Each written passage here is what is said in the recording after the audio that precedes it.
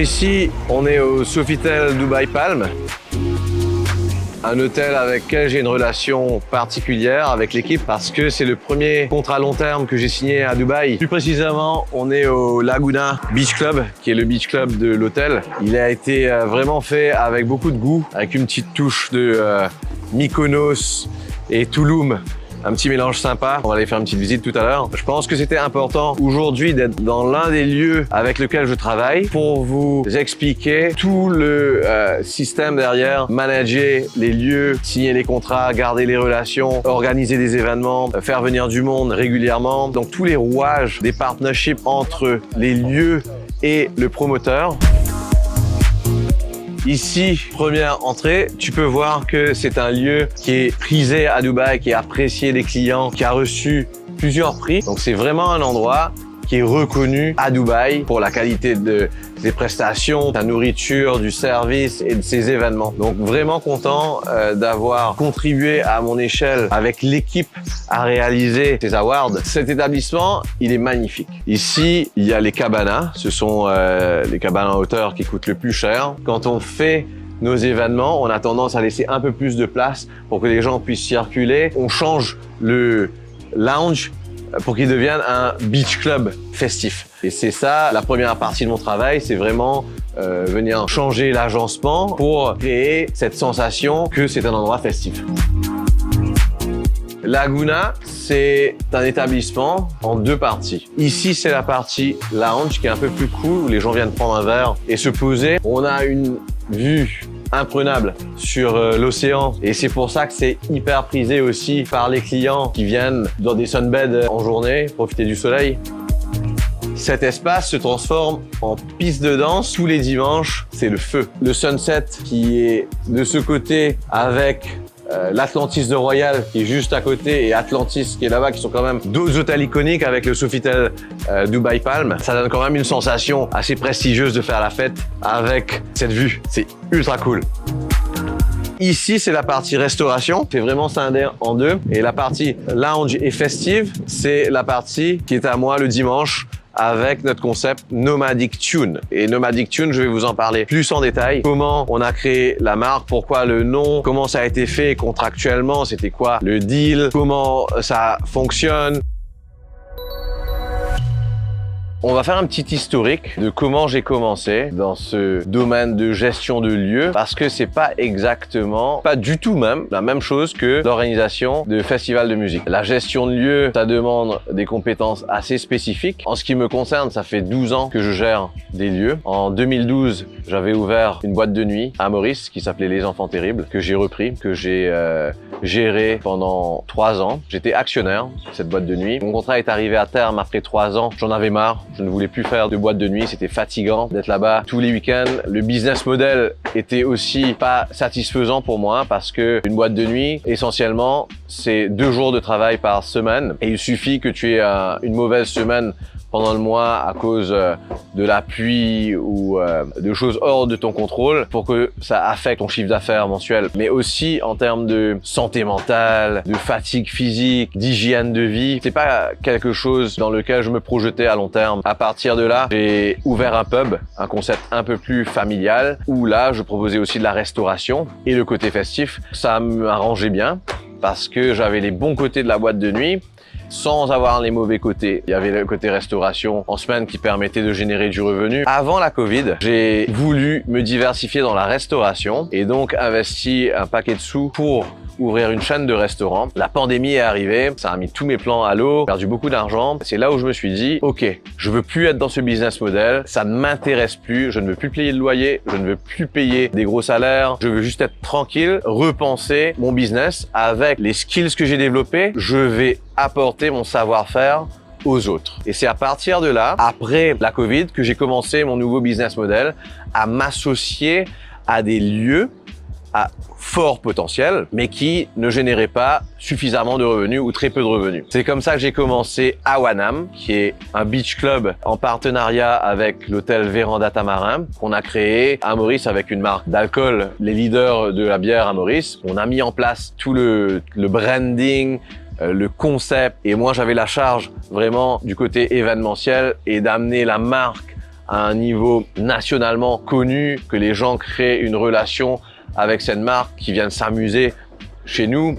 Et en un an, c'est devenu le hit à Maurice. On a attiré des milliers et des milliers de personnes, un peu comme le Irish. Et ce business model, c'est dedans que j'ai trouvé ma voie en ce qui concerne la gestion de lieux. Tout simplement parce que c'est un win-win. C'est-à-dire que moi, j'arrive, le lieu, il est là, il paye déjà ses employés. J'ai pas de loyer à payer, je leur dis juste, je propose un concept, voilà votre chiffre d'affaires, donnez-moi le chiffre à atteindre. Souvent, ils le doublent ou ils le triplent. Ils me disent, voilà, ça c'est ton chiffre à atteindre. Et en échange, tu es payé entre 25-30%, dépendant des paliers que tu atteins. Et là, c'est un business model qui me plaît parce que c'est un business qui est basé sur la méritocratie. C'est-à-dire que si moi, je n'amène pas de revenus à l'hôtel, je ne suis pas payé. Quand j'ai signé à Wanam la première fois, le pays a annoncé un deuxième confinement. Ma femme a annoncé qu'elle était enceinte et vraiment là, moi qui étais en reprise après avoir perdu beaucoup d'argent après la Covid, j'ai dit à ma femme, c'est juste plus possible. Qu'est-ce qu'on fait? Je suis enceinte, j'ai plus d'argent qui rentre. Il y a un deuxième confinement, on sait pas combien de temps ça va durer et c'est là qu'on a décidé de venir à Dubaï. À Dubaï, j'ai organisé un premier festival qui m'a permis d'avoir ma carte de visite de la ville parce que ça a fait un gros buzz à Dubaï. Qui sait ce gars qui vient d'arriver et qui a ramené plus de 2000 personnes au Nikki Beach à nouveau. Personne n'avait jamais entendu parler de moi. C'est qui l'équipe?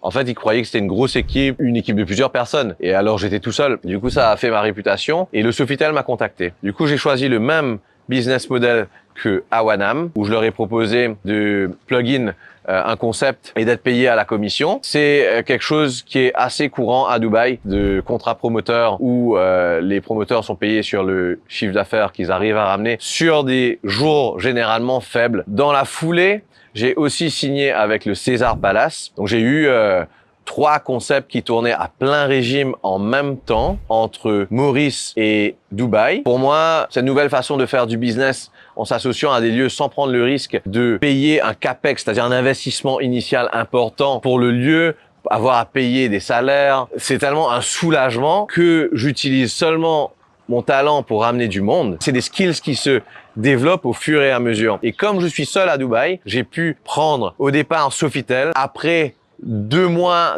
et demi, l'affaire a commencé à bien prendre. J'ai commencé à faire mes retours sur investissement assez rapidement et jusqu'à aujourd'hui, ça marche très bien et c'est l'un des concepts les plus populaires à Dubaï tous les dimanches. Maintenant, à partir de là, j'ai eu le César Palace qui m'a contacté également, comme j'avais déjà eu le Nikki Beach et le Sofitel qui sont quand même 2 marques iconiques à Dubaï. Le César Palace, il ne travaille pas avec n'importe qui et je dis pas ça pour me flatter, c'est vraiment que j'ai été le seul promoteur durant toute la durée du César Palace à Dubaï. Ça a très bien marché jusqu'à que le César Palace se décide à quitter Dubaï. Dans un futur proche, je compte scaler le business. Aujourd'hui, nous, on est spécialisé dans le partenariat avec des hôtels. Pour la simple et bonne raison, les hôtels, en fait, ils ont un process de paiement qui me donne confiance. C'est-à-dire que les comptes sont audités, il y a quand même une hiérarchie, il y a quand même toute une procédure financière où moi, je me sens à l'aise de travailler en sachant qu'on va pas me voler, entre guillemets. L'intérêt pour l'hôtel de travailler avec nous est simple. L'hôtel, généralement, les gros hôtels ont plusieurs outlets. Un beach club ici où on est, un rooftop, restaurant festif. Et dans tous ces outlets, ils ont des besoins d'atteindre des revenus minimum mensuels. Le general manager de chaque outlet, lui, il est obligé d'atteindre ses budgets, ses KPIs, où il reporte au directeur général et c'est là qu'on va l'évaluer. Moi, je viens comme une aide à ces general managers pour les aider à atteindre ces chiffres. Ça, c'est le premier intérêt pour lequel ces hôtels travaillent avec moi. L'autre intérêt, c'est que il faut savoir que le revenu principal d'un hôtel concerne le revenu des chambres. Pour eux, leur bread and butter, c'est le revenu des chambres. Le revenu des restaurants est un revenu secondaire, bien qu'important, mais le revenu des chambres reste le plus profitable. C'est 90% de profit, parce qu'il n'y a quasiment aucun coût lié. Un revenu F&B, c'est 70% de profit en général, des fois 60, ça dépend des catégories d'hôtels, et des fois c'est 80. Donc quand l'hôtel fait entre 70% ou 80% de marge sur le beverage, le food and beverage, surtout à Dubaï où les prix sont très chers, ils peuvent se permettre de partager une partie de cette marge avec un promoteur. Et souvent, les hôtels vont faire des promotions pour attirer les gens, où ils vont faire du 25% de remise sur certains jours ou du buy one get one, qui sont des stratégies de prix pour attirer le plus de monde possible. Moi, ce que je leur garantis, c'est un chiffre d'affaires minimum. Donc, je leur dis, écoutez, c'est 25%, vous me les donnez, en échange, je vous amène un chiffre d'affaires minimum. Si je les atteins pas, vous ne me les donnez pas. Donc, pour eux, c'est un big win, parce qu'au lieu d'aller faire une promotion qui n'apporte pas forcément des résultats probants, moi, je leur garantis le résultat. Et c'est là où ça marche, parce que eux, ils sont contents. Le jour, les semaines où on n'atteint pas le résultat pour X raisons, qui ne les concerne pas de toute façon, ils ne me payent pas. Et de toute façon, ils auraient été ouverts quoi qu'il arrive. Ils ont rien dépensé de plus, les hôtels. Ce qu'ils ont fait, c'est juste, ils m'ont donné le lieu. C'est moi qui ai payé le DJ, c'est moi qui ai payé le marketing. Donc, dans tous les cas, le staff était là et le lieu opérait. Maintenant, le troisième avantage, et qui est non négligeable pour un hôtel, c'est l'aspect réputationnel. Parce que quand nous, on vient faire nos événements dans ces lieux, le monde en parle. Le monde parle de Nomadic Tune à Sofitel. Le monde parle de Nomadic Tune à Laguna Beach, ce qui donne une aura à ce lieu qui est particulier, et le département marketing est friand de ce type d'événement, d'activation, qui permet d'avoir du buzz sur les réseaux sociaux et qui permet d'améliorer la réputation du lieu. Maintenant, je vais vous parler des deals avec ces hôtels, comment je fonctionne financièrement. Il y a des conditions qui sont en faveur du business lui-même et d'autres conditions qui sont en faveur de mon business. Les conditions qui permettent que le business soit successful, c'est par exemple le quota d'alcool que j'ai gratuitement avec l'hôtel. Finalement, ce que j'ai réalisé, ce que les gens recherchent dans les lieux, et ça c'est international, ce sont des filles. Maintenant, à Dubaï, c'est très important de faire la différence entre les filles normales, c'est-à-dire celles qui ont un travail, un vrai travail, elles sont pour la plupart chez Emirates ou travail. Et les professionnels, mais qui travaillent la nuit. Donc les prostituées que je ne souhaite pas avoir dans mes événements. Je veux pas de prostituées, je veux pas de filles trash, juste des filles normales. Ça suffit. Et ça crée une énergie authentique pour l'événement et ça change absolument tout dans la donne et dans le business et dans la vibe. Ces filles, comment je les trouve? Parce que moi, je viens d'arriver à Dubaï, je vais pas les connaître 100 filles. Et pour avoir 100 filles, il faut en inviter 200 parce qu'il y a tellement d'offres sur Dubaï, etc. Comment je vais faire ça? Et c'est là que j'ai eu un ami qui a créé une application extraordinaire qui s'appelle The Secret Society. En fait, pour moi, j'utilise deux outils pour tous mes événements. C'est The Secret Society et il y a un autre site web dont je vais vous parler un peu plus tard qui s'appelle Roster, que j'utilise pour mes festivals surtout. C'est deux outils technologiques qui m'aident. Donc, le premier outil pour avoir des filles, il a créé une application où simplement énormément de filles qui viennent à Dubaï ou qui sont basées à Dubaï viennent, elles s'inscrivent dessus pour avoir des choses gratuites en fait, des activités, à manger, à boire gratuitement. J'ai utilisé cette application pour avoir les filles. Donc, au départ, ça a pris un peu de temps parce que même si vous avez une super offre, comme je vous ai dit, la concurrence est dure. Petit à petit, j'ai commencé avec 20 filles, 30 filles, ok. En moyenne, on doit avoir entre 80 et 100 filles qui viennent toutes les semaines avec cette formule. Tout le reste des clients sont complètement organiques et c'est eux qui font le revenu de l'événement. Petit disclaimer, c'est pas du tout macho ce que je dis, c'est juste le business qui fonctionne comme ça. Je pense que c'est une relation gagnant-gagnante pour les filles et pour le lieu parce que les filles, elles peuvent venir manger et boire gratuitement où elles veulent à Dubaï parce qu'elles sont une fille et je trouve ça même débalancé par rapport à nous les garçons qui n'ont pas ce type d'avantage. Je joue dessus simplement. Ça se fait avec respect. Les filles, si elles veulent pas venir, elles ne viennent pas. On ne les met pas avec des garçons. C'est totalement libre. Notre but, c'est de créer juste une plateforme où réunir toutes ces personnes. Et aussi, c'est important d'avoir des filles. Mais ça, c'est internationalement. Vous allez dans un endroit où il y a que des garçons. Si vous êtes un garçon, vous vous sentez mal. Et si vous êtes une fille, c'est pire. Donc, c'est important d'avoir un bon quota balancé entre garçons et filles. Un ratio intéressant. Ici, à Dubaï, chez nous, on a un ratio plus important de filles. C'est top. Je trouve un des facteurs clés de succès qu'on a. La deuxième chose, c'est négocier pour les commissions. Donc, les commissions, souvent, ce que je fais, je me base sur le chiffre d'affaires existant de l'endroit parce que c'est ce qui me semble le plus juste comme base de calcul. L'hôtel me donne, voilà, ce lieu, il fait tant tous les dimanches. Moi, je leur dis, écoutez, vous avez ce chiffre d'affaires. Je leur dis, je vais minimum doubler ce chiffre d'affaires. Est-ce que ça vous convient? L'hôtel va dire, ok, ça me convient, ou ils vont demander peut-être un peu plus, peut-être 3 fois plus. Mais plus de 3 fois, ce serait complètement unfair par rapport au promoteur parce que le promoteur, il est pas là pour multiplier ton chiffre d'affaires 10 fois pour pouvoir toucher ses commissions. Ce serait complètement injuste. x2, je pense que c'est très bien déjà comme base. x2,5 pour moi, c'est bien. x3, c'est le maximum. Et en fonction de ça, le premier threshold de commission, minimum 20%. Je ne travaille pas sous 20%. C'est comme ça. Vous acceptez ou vous refusez. Voilà. Moi, je vous conseillerais jamais de faire moins de 20%. Il y a plein de promoteurs qui acceptent de travailler pour 10%, pour 12%, pour 15%. Moi, c'est pas mon cas. Donc, à vous de voir ce que vous voulez faire. J'irai même plus loin, c'est que mes paliers, je les mets entre 20 et 30%. Dépendant de combien de fois tu arrives à multiplier le chiffre d'affaires, tu prends une plus grosse marge, ce qui est logique. C'est un peu comme ça que je me base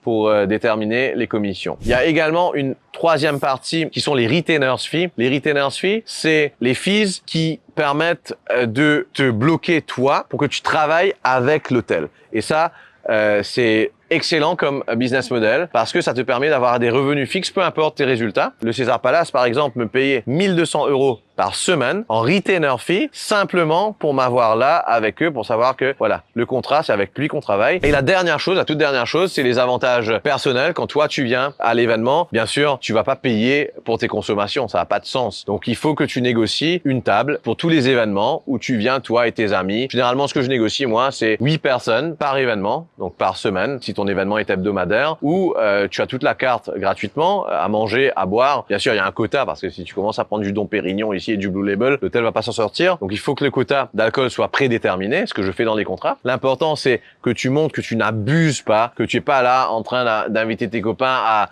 dépenser du 5 000 € par semaine. Donc, ce que je fais souvent, c'est des fois, je me fais vraiment plaisir. J'invite une grosse table, j'éclate tout. Mais des fois, je viens consommer un verre. Des fois, je viens même pas déjeuner. Au total, quand ils voient que ça reste raisonnable à la fin du mois, ils te disent rien. Et surtout, je n'abuse pas. C'est-à-dire que j'ai attendu vraiment de faire des bons chiffres d'affaires avant de commencer à prendre des choses chères sur la carte parce que je voulais pas avoir l'image du gars qui vient profiter et qui amène pas de résultats. C'est le pire image que tu puisses avoir. C'est important de conserver une image professionnelle. C'est bien beau d'avoir un deal, mais il faut aussi amener les résultats. Et ces résultats, comment tu les amènes? C'est un skills assez spécifique autour de l'événementiel parce que notre stratégie à nous, c'est de ramener du monde via le bras événementiel. Donc, c'est pas de ramener du monde via la qualité du food and beverage. C'est pas de ramener du monde parce que tu veux te reposer sur la plage. C'est ramener du monde parce qu'il y a une fête, parce que tu veux faire la fête. Comment tu fais pour vraiment ramener du monde? S'il y avait une recette universelle à partager, je vous l'aurais partagée. Malheureusement, c'est vraiment du cas par cas. C'est une analyse du marché par rapport au territoire, par rapport au lieu que tu as choisi, au type de lieu, à la dynamique de la ville et des gens autour. À Dubaï, ça change tout le temps, donc il faut s'adapter tout le temps. C'est jamais les mêmes stratégies. À Maurice, à La Réunion, c'est un peu plus facile parce que ça bouge beaucoup plus lentement. Donc les stratégies que j'ai utilisées ici à Nomadic Tune pour ramener du monde sont multiples. Déjà, la marque. Le nom Nomadic Tune. Pourquoi le nom Nomadic Tune? Déjà, le lieu, l'architecture un peu à la Tulum, bohémien, Mykonos, se prête vraiment à une ambiance nomade. Les couleurs un peu marron, les voiles, ça te donne une vibe qui est vraiment un peu bohémien chic. Je voulais juste un mot qui représentait ça. Nomade, en étant à Dubaï avec les Bédouins, ça sonnait parfaitement bien. Et tune, ça veut dire plusieurs choses. Ça veut dire musique, c'est la connexion avec la musique, c'est la fréquence également, tune de radio, mais également fréquence énergétique, en phase avec l'univers. J'ai proposé ce nom à l'hôtel. L'hôtel a adoré. Ils ont dit, OK, vas-y. Bien sûr, avec le nom, j'avais tout un concept musical et avec une audience spécifique, etc. Donc, tout allait ensemble. Le nom, c'est la première partie qui a été validée et qui est très important parce que le nom doit avoir un sens. Tu peux pas juste créer un nom parce que tu trouves joli. Il faut un sens derrière, il faut une certaine profondeur. Et à partir de ce nom, on a créé un logo, on a créé une page et c'est parti. Ça, c'est la première étape. Et comment tu te différencies? Déjà, la première chose, c'est le choix des DJ. Là, j'avais besoin du support des DJ locaux pour m'aider avec leur propre réseau, pour amener leur propre amis ici pour qu'on ait les premiers clients qui commencent à venir. Ok, je suis passé par l'application de filles, comme je vous ai expliqué un peu plus tôt, mais ça nous a ramené peut-être une vingtaine de filles uniquement pour le premier événement. J'avais quelques amis que je me suis fait quand même à Dubaï, pareil, une autre vingtaine, et le DJ, les premiers DJ qui ont ramené, pareil, encore 20-30 clients. Donc pour le premier événement, on a eu moins de 100 personnes qui sont venues, ce qui est pas mal. C'était pas un total flop, mais c'était pas un succès. Pour être clair, pas du tout. Mais bizarrement, on a réussi à atteindre le chiffre dès le premier événement et de loin, de 50% en plus. Pourquoi? Parce que dans ces clients qu'on a eu, malgré que le nombre était faible, on avait quand même de bons consommateurs, de belles bouteilles qui sont sorties, qui ont permis d'atteindre le chiffre rapidement. Et c'est là où le Sofitel a vu le potentiel et m'ont dit, OK, il y a du potentiel, on te donne ta chance. Parce que comme je vous ai expliqué, tout le monde était sceptique. Bien sûr, ils voient quelqu'un arriver, quelqu'un qui vient d'arriver à Dubaï. Et je suis hyper transparent dans le fait que je viens d'arriver à Dubaï et que moi, je vais pas vous promettre de ramener 200 personnes quand je viens chez vous. Jamais je dis ça. Je préfère under promise et over deliver que over promise et under deliver. C'est très important. C'est pour créer la confiance. On va faire en sorte que ça marche. On va se faire confiance. On va build up le brand ensemble et on va faire du mieux qu'on peut pour faire marcher la chose. Et c'est mon approche et c'est l'approche qui plaît le plus parce que je suis totalement transparent dans le fait que les débuts vont être difficiles, mais à un moment, ça va marcher. Et si ça marche pas, on arrête notre collaboration. Il n'y a aucun problème. C'est ce qui s'est passé avec le Sofitel. Les premiers événements un peu challenging, tout simplement parce que malgré qu'on tournait autour de 60, 100 personnes, qui est pas énorme pour les premiers événements, c'était un peu difficile de créer de l'ambiance. Mais ce que j'ai fait, j'ai commencé à prendre des vidéos avec mon propre téléphone, donc même pas professionnel, des vidéos un peu à la TikTok. J'étais le seul à faire ça à Dubaï, parce qu'à Dubaï, toutes les vidéos que vous voyez pour les lieux, c'est des vidéos carrées, ultra pro. Tout le monde est beau, tout le monde danse, tout le monde est parfait. Et moi, je voulais pas cette image parfaite parce que tout le monde faisait la même chose. Je voulais justement avoir des gens vrais chez moi. Et c'est pour ça que j'ai fait la communication d'une façon à ce que ce soit perçu comme ce que je voulais. Avec juste mon téléphone, des gens vrais qui étaient là, une bonne ambiance. Et les gens ont commencé à se dire, et ça a commencé à buzzer en fait. Ça a commencé à buzzer parce que on était le seul endroit à faire ça. Ah, c'est quoi cet endroit? Ah, il y a des gens normaux en fait qui vont là. C'est pas des gens complètement buffés en train de ou des gens des milliardaires en train de péter des bouteilles. Non, c'est juste des gens en train de s'amuser. On a commencé à avoir des dizaines de milliers de vues sur nos vidéos complètement organiques. Et de plus en plus, on a eu de plus en plus de gens qui sont venus. Et j'ai continué avec ces vidéos organiques. Si vous allez sur la page Instagram de Nomadic Tune, c'est que des vidéos prises de mon téléphone. Il y a quelques 2 ou 3 vidéos professionnelles, je vous l'accorde, parce que de temps en temps, il le faut, mais la grande majorité, c'est des vidéos de mon téléphone que j'ai pris sous certains angles, etc. Et c'est ce qui buzz. Et c'est ce que les gens ont aimé. On avait de plus en plus de gens. De 50, 100 personnes, on a commencé à passer à 150, 200 personnes. De 200 personnes, on a commencé à passer à 250, 300, jusqu'à qu'on atteigne du 450, 500 personnes à certains moments. Et ça, c'est hyper beau parce que la progression se voyait financièrement tous les mois sur la fiche, en fait, sur les rapports financiers. L'entreprise devenait de plus en plus profitable parce que mes coûts, en fait, restaient les mêmes. Je ne dépensais pas plus. Mes coûts marketing restaient les mêmes. Mes DJ, c'est que des DJ locaux. 1 ou 2 fois, j'ai pris un DJ international, mais avec des bons deals. J'ai négocié des formules vacances où j'ai pas payé de fees pour les artistes. Le dimanche est devenu le jour qui a le plus rapporté Laguna Beach. Pendant toute l'année 2023, ça a rapporté plus que le samedi, plus que le vendredi. On est devenu le jour le plus populaire. Donc c'est quand même quelque chose qui a été réussi, qui sort de l'ordinaire. Et tout ça, c'est un travail d'équipe. On a eu vraiment énormément de gens qui sont venus et surtout une très très belle clientèle, vraiment une belle clientèle. C'est mix parce que bon, Dubaï c'est quand même toutes les nationalités du monde, mais vraiment des gens beaux et des gens vrais. C'est exactement ce que je voulais avoir. Ma personnalité que j'ai essayé de transcrire dans ce concept et qui a marché. Ma signature quand je viens aux événements, c'est toujours porter un kimono. J'aime bien avoir une petite signature dans cette formation. Ma signature, c'est peut-être mes lunettes bleues que vous voyez, histoire que ça marque le coup. C'est des petites stratégies comme ça qui font que les gens se disent ah voilà, lui c'est le promoteur, il a le style nomadique avec son petit kimono, avec son chapeau, on le reconnaît. Ça permet de créer une relation avec les clients qui s'identifient en fait au lieu par rapport au promoteur, par rapport au concept, par rapport à la musique. Tous ces critères font que progressivement, on a amélioré le concept, progressivement, on a créé la communauté et c'est ce qui fait que Nomadic Tune marche aujourd'hui. La première chose, je pense que c'est d'avoir une vision partagée avec le management de l'hôtel et d'être hyper transparent sur ce que toi tu peux apporter à l'hôtel et ce que tu ne peux pas faire pour qu'il n'y ait pas d'expectations qui sont en dehors du cadre de ton travail et de tes capacités. Quand tu fonctionnes en transparence, déjà, il y a une relation de confiance qui s'établit. Donc là vraiment la toute première chose, vraiment de t'assurer que l'hôtel et toi comprennent bien la même chose, que les équipes soient alignées sur les objectifs, la vision et les capacités du promoteur. Si jamais ça ne marche pas quelquefois, c'est souvent à cause de batailles d'ego. Les hôteliers, dans certains hôtels, bien entendu, pensent qu'ils savent faire les choses, même si, par définition, ils t'ont embauché pour faire la chose et donc qui valident le fait qu'ils ne savent pas le faire. Donc des fois, il faut savoir jouer avec différentes personnalités. Mais moi, si les relations deviennent trop basées sur l'ego et pas sur le travail, je pars. Je n'ai pas de temps à perdre avec des batailles d'ego superficielles et inutiles. Je suis là pour travailler, pour amener des résultats. Je suis quelqu'un de très pragmatique, terre à terre. S'il y a des choses à dire, je les dis d'une façon à trouver des solutions. Ce type de relation un peu toxique peut vraiment gâcher les opportunités du business. Très, très, très important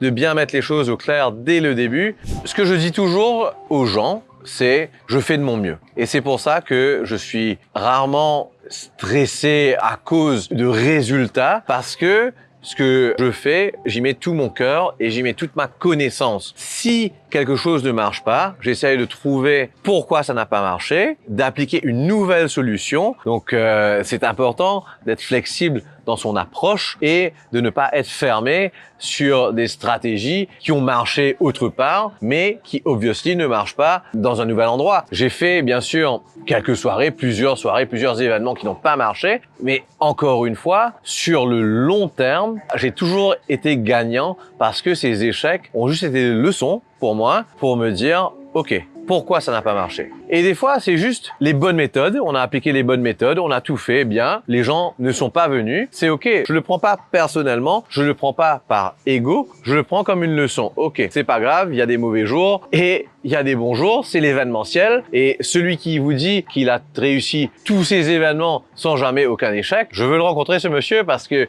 moi, ça me semble impossible. L'échec fait partie du succès et c'est important de se prendre quelques flops dans la gueule pour pouvoir avancer et pour pouvoir s'améliorer.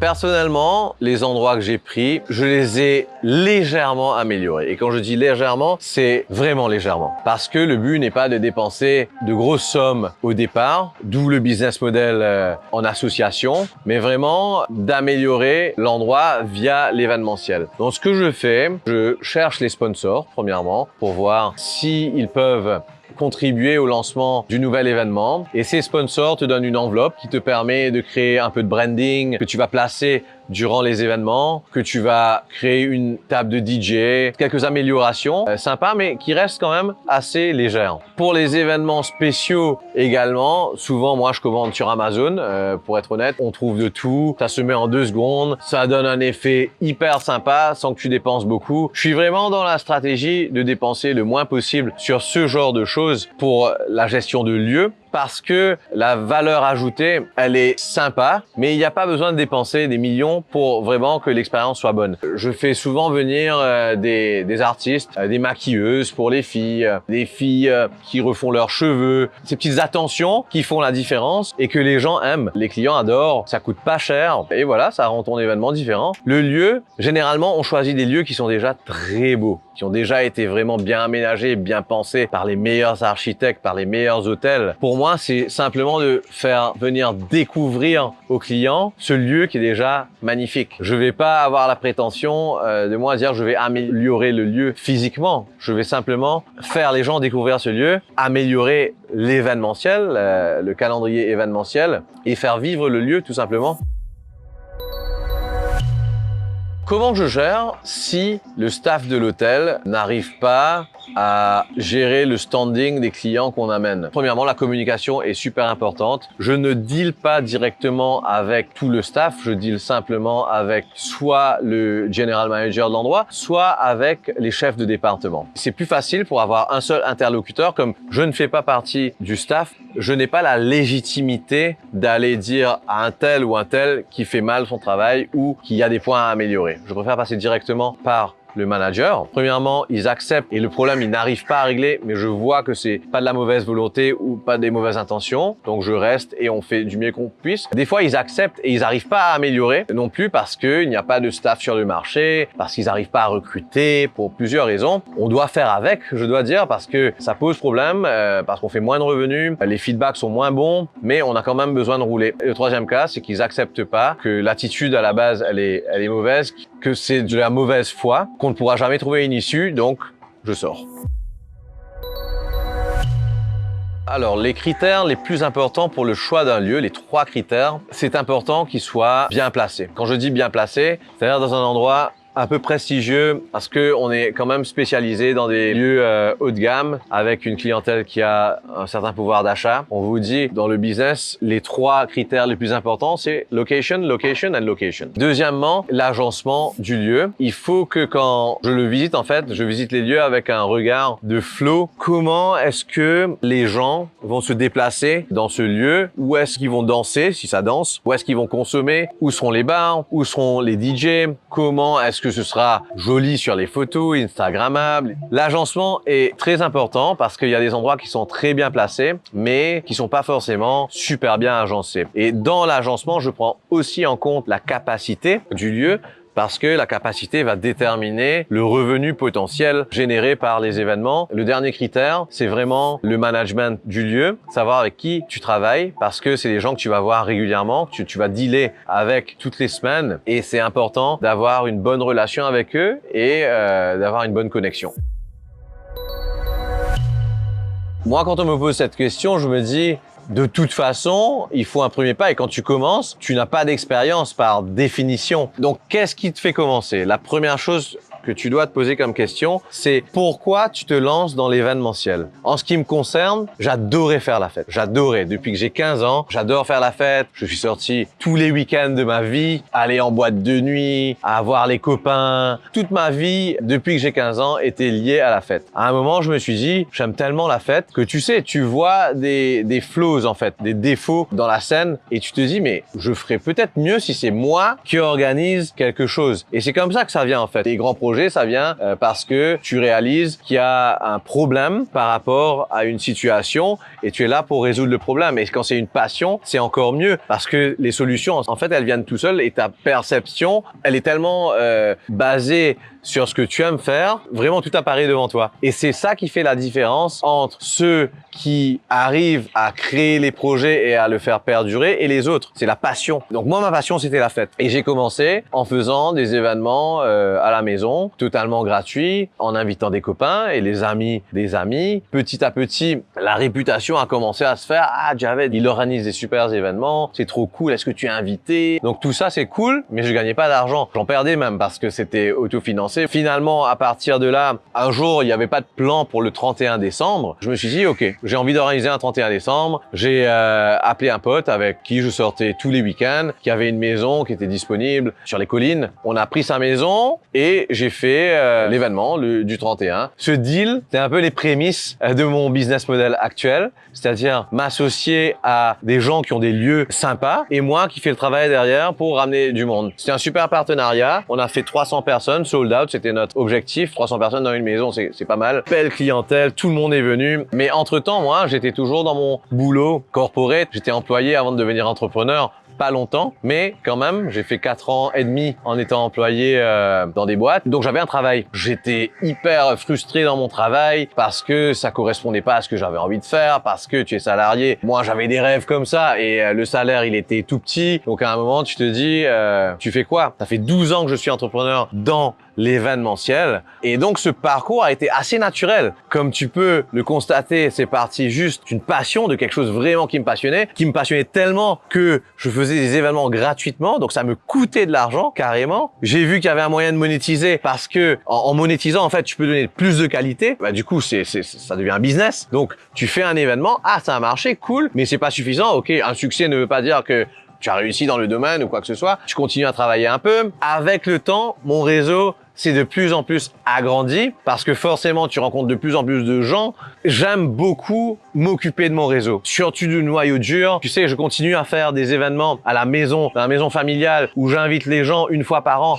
gratuitement. Cette fois-ci, je ne dépense rien. C'est totalement sponsorisé par mes partenaires parce que maintenant, on pèse un peu dans le game et on peut se permettre d'aller voir les partenaires en leur disant, voilà, il y aura 300 personnes à la maison. Amène les bars, amène le staff, amène l'alcool, paye l'entertainment et finalement, ça ne me coûte rien. Tout ça fait que il y a un début à tout. Il faut commencer. Commence avec ta passion. L'énergie, en fait, elle arrive. L'univers va te connecter avec une opportunité. Il faut savoir choisir. Il faut savoir avoir les bonnes opportunités. À partir de là, tu matérialises ton entreprise. Être entrepreneur, c'est être créateur. Et ça, c'est magnifique. Le plus beau métier du monde pour moi. Peu importe dans quel domaine tu es, mais être entrepreneur, c'est avoir une idée et réussir à matérialiser cette idée et à générer du profit. Donc, tout le monde est gagnant dans l'histoire.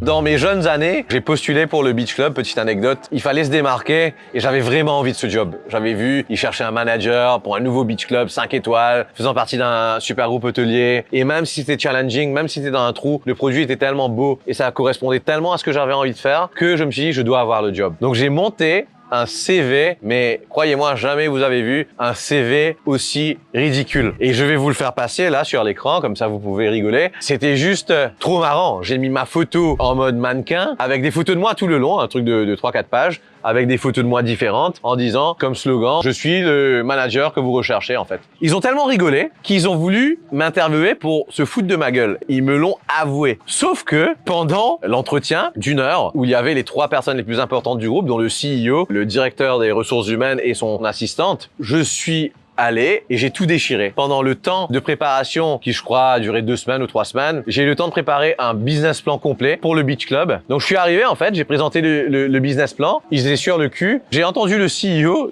devant moi dire à la directrice des ressources humaines, ou directeur des ressources humaines plutôt, annule les autres candidats, on le prend tout de suite. Et c'est ce qui s'est passé. J'ai été embauché comme ça, juste avec de l'audace. Au départ, tout le monde se foutait de ma gueule. Tout le bureau en fait, ils étaient là, ah c'est lui qui a envoyé le CV. Et ils ont pas compris en fait comment j'ai été embauché. C'est juste après le mindfuck qu'il y a eu parce que j'ai fait un business plan. J'étais le seul à avoir fait ça et le business plan était quand même vraiment carré et ça a marché ensuite parce que j'ai suivi justement ce business plan. C'est une stratégie assez complète d'une 20aine de pages. Ils ont connecté avec moi, ils ont connecté avec ma personnalité, avec mon ambition, avec mon énergie et bam, ça a marché et c'était mon dernier emploi. La dernière fois où j'ai été employé de ma vie. Si tu as aimé cette vidéo, n'oublie pas de liker, de commenter et de partager. Tu peux t'abonner à ma chaîne pour avoir plus d'informations sur l'industrie de l'événementiel. À bientôt!